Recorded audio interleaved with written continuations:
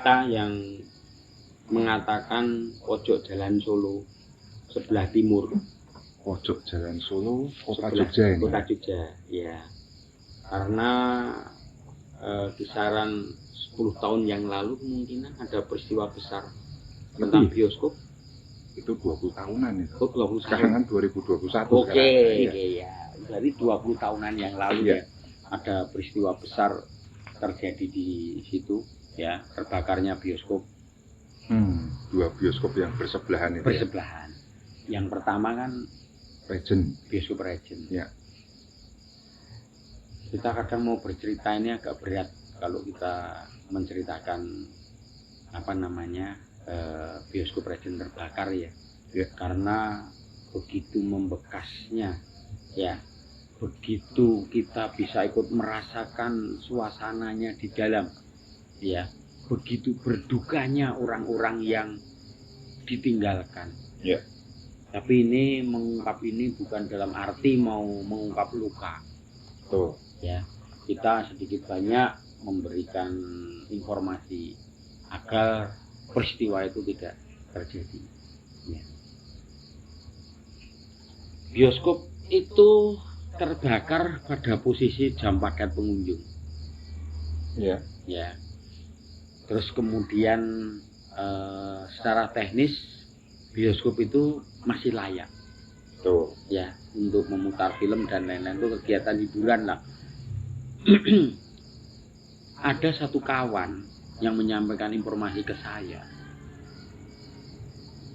Karena di bekas bioskop itu sebetulnya dulu adalah makam Belanda.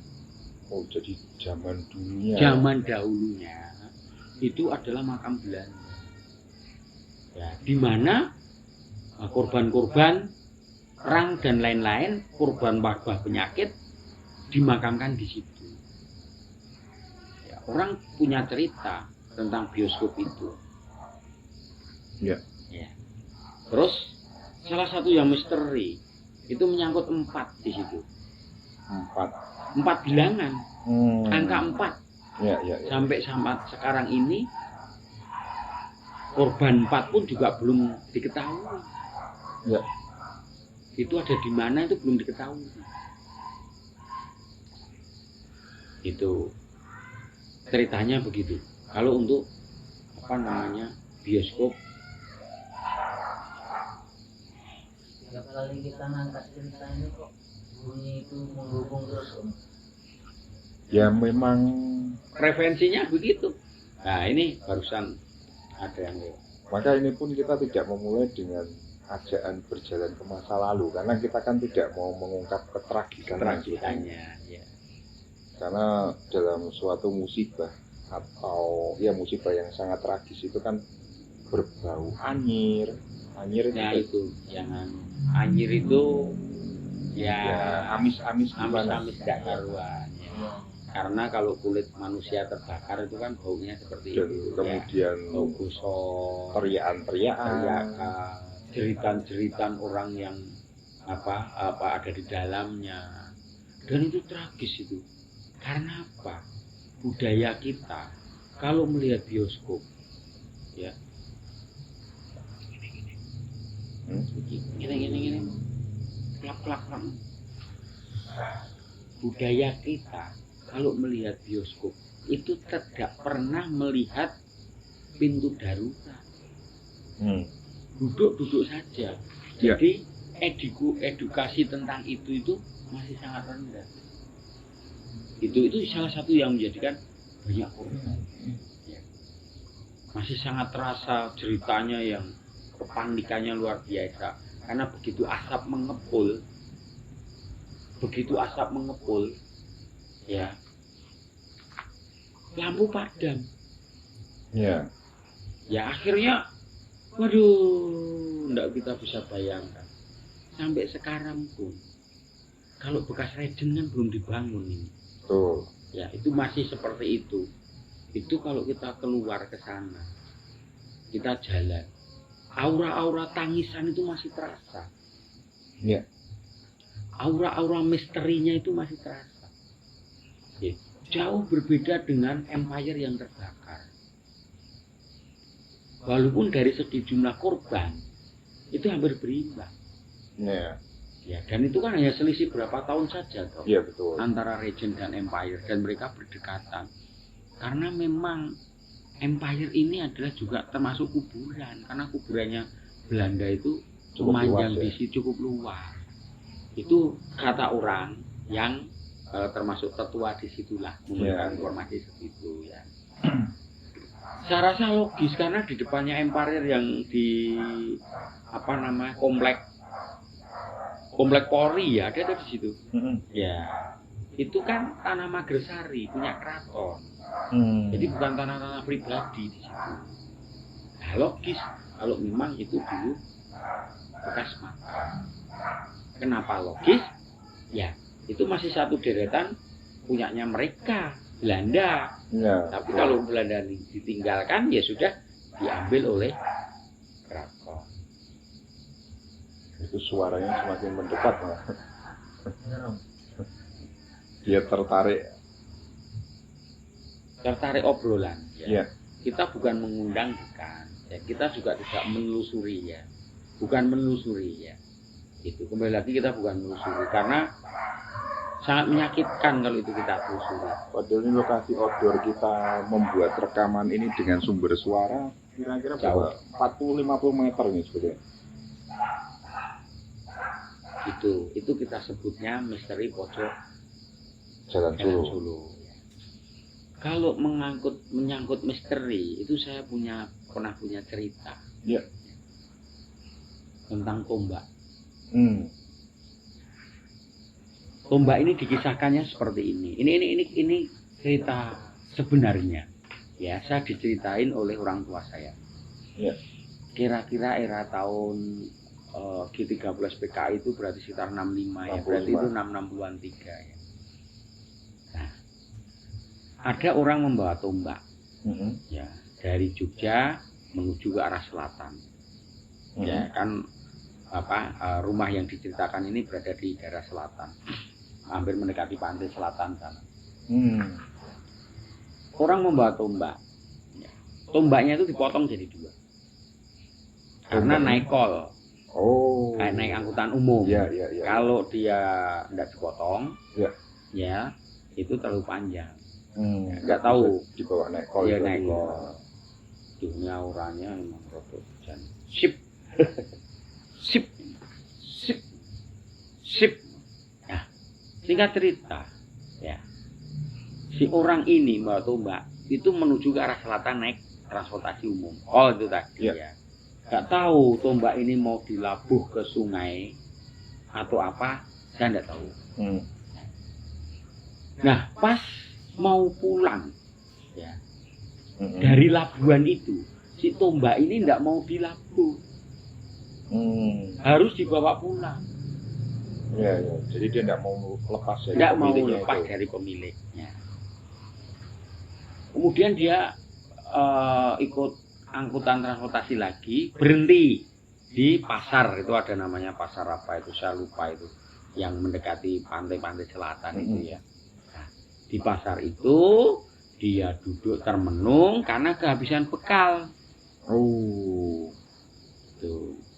Menurut cerita ya, mbahnya yang cerita ini itu berdagang jamu di pasar itu.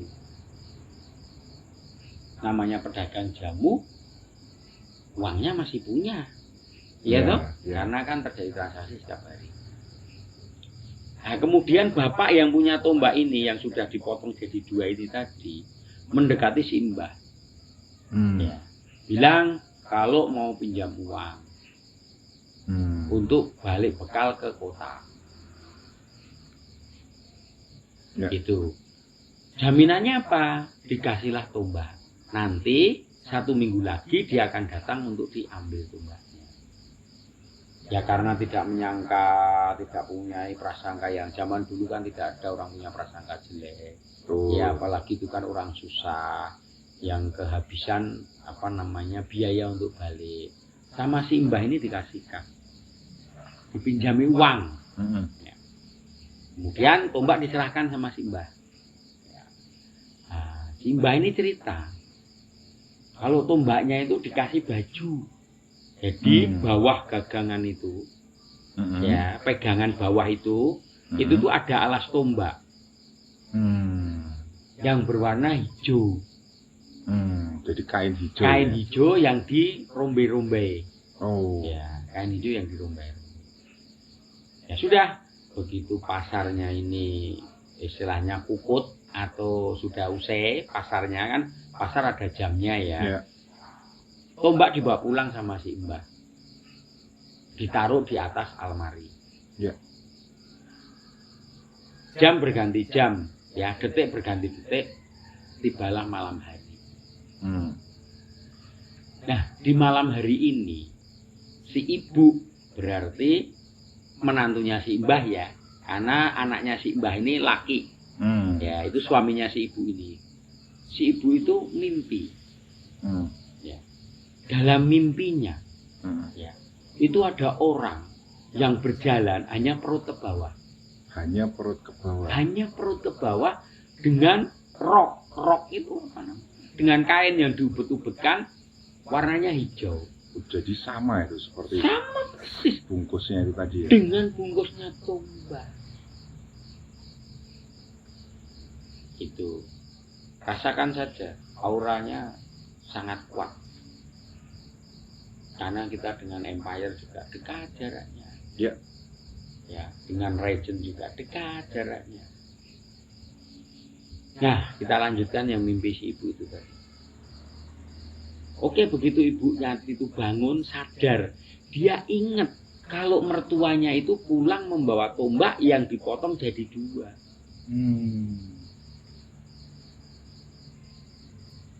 Ya. Itu. Nah, akhirnya cocokkan. Nah, ini barangnya. Memang tombaknya itu dipotong. Kalau umpamanya tombaknya itu panjangnya 1,5 meter, yaitu motongnya itu 1,5 meter dan 1 meter. Ya pas. Kayak gambarnya aja ibu jalan tadi. Nah, akhirnya suaminya datang, tombaknya dibawa keluar. Ya, ditaruh di pasar. Kan tadi nyerahkannya di pasar kan, rumahnya sama pasar kan dekat. Sudah, taruh saja di pasar, sudah selesai, nggak ada mimpi lagi. Oh, jadi sudah tidak diganggu lagi. Tidak diganggu lagi. Nah, sampai selama 1 minggu tombak tetap ada di situ, di pasar itu tadi. Ya. Setelah batas waktu yang dinanti-nanti datang yang punya itu untuk mengambil tombak dengan istilahnya utang, mengembalikan uang yang dipinjam untuk ongkos. Ya.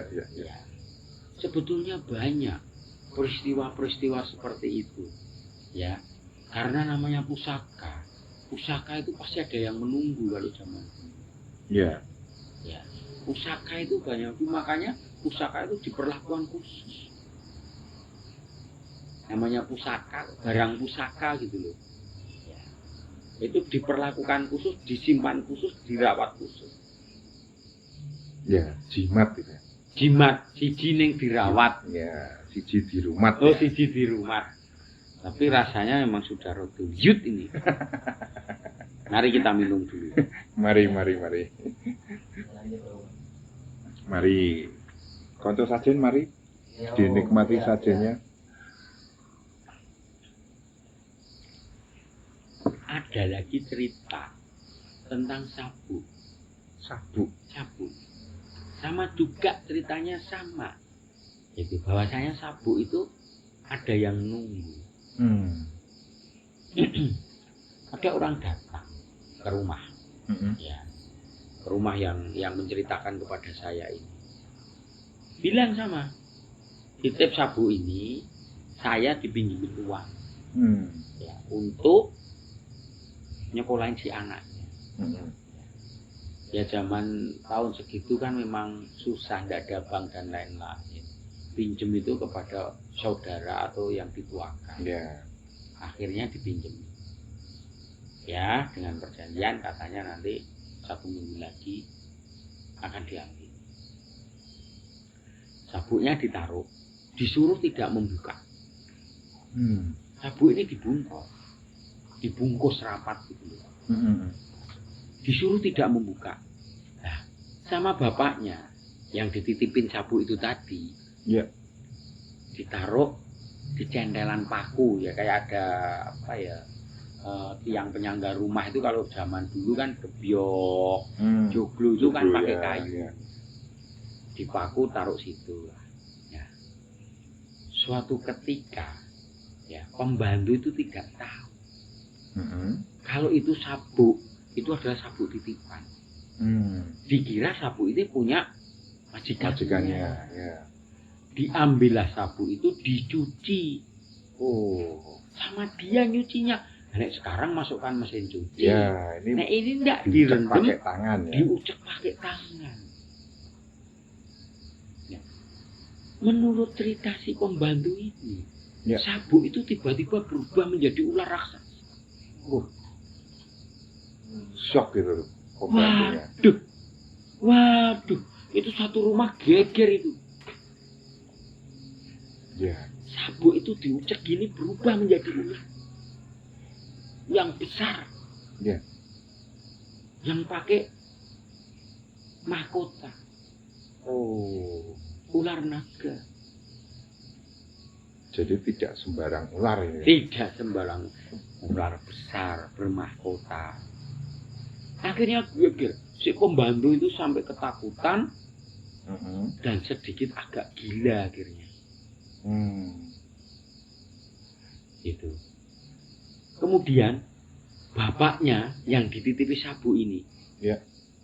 itu mencari tahu di mana rumahnya orang yang nitipkan sabu Ya. ini. Ya. Ya, karena dia hanya mengasih tahu nama desa. Ya, enggak bilang, enggak ada RT RW zaman dulu yang nama Ya, desa. betul. Di sana suruh tanya punyanya Pak ini. Akhirnya ketemu sama yang punya sabu itu. Dibilangin, Mas, Nyun Sewu, kok ada kejadian seperti ini? Apakah disengaja atau tidak? Itu. Kalau disengaja, jangan-jangan Mas mencari tumbal. Tapi yang punya sabuk bilang, Dek, kula mboten sengaja. Saya tidak sengaja. Saya memang meletakkan sabuk itu sebagai jaminan karena saya pinjam uang. Jadi maksudnya hanya sebagai barang jaminan. Barang jaminan saja. Terus kemudian bapaknya bercerita, sabuk ini tanpa sengaja dicuci oleh abdinya, Ya. oleh pembantunya, berubah menjadi ular. Bapaknya yang punya sabuk aja sangat terkejut. Karena dia tidak tahu bagaimana untuk menangani itu. Karena waktu mengambil sabuk dari seseorang, enggak dipesan apa-apa, hanya disuruh memakai saja. Ya. Ya. Suruh memakai saja untuk sifat kendel. Sifat kendel ya, kayak jimat itu kan memberikan rasa yang lebih berani. Akhirnya sabuk ini sama bapak itu dikembalikan kepada yang punya. Pokoknya apapun ceritanya, apapun urusannya, sabuk ini saya kundurkan. Ya, segala resiko panjenengan yang menanggung. Ya. Uang ndak usah saya kembalikan, ndak dikembalikan ndak apa-apa. Ya. Pulanglah bapak itu, tiba-tiba abdinya sembuh. Karena si sabuk ini sudah dikembalikan. Sudah dikembalikan. Itu. Ini pelajaran buat kita. Ya. Kalau memang dipasrahin sesuatu dan kita tidak tahu, ya mohon disimpan yang dijauhkan dari jangkauan anak-anak maupun jangkauan pembantu. Maksud abdi itu betul. Ya. Wong dia melihat sabuknya jelek, kotor, punyanya majikannya. Dia mengerjakan tugasnya. Dia mengerjakan tugasnya, dibersihin. Ya. Itu tidak bisa disalahkan. Makanya bapaknya itu dengan sigapnya mengambil sabuknya langsung dikembalikan kepada yang punya. Ya. Itu kalau cerita sabuk. Ya. Cerita yang lainnya masih banyak sebetulnya. Tapi kita sudah tidak kuat untuk menggambarkan. Ya. untuk menggambarkan Ya. situasi saat seperti itu. Untuk itu, mari kita akhiri dulu cerita malam ini. Sakjane mbiyen Ngopo.